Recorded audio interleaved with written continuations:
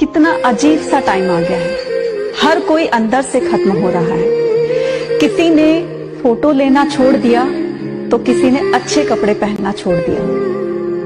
किसी ने रिश्तों से उम्मीद छोड़ दी तो बहुत से लोग धोखे खा खाकर अकेले रहना सीख गए। और कईयों ने तो अपने दोस्तों से मिलना तक छोड़ दिया।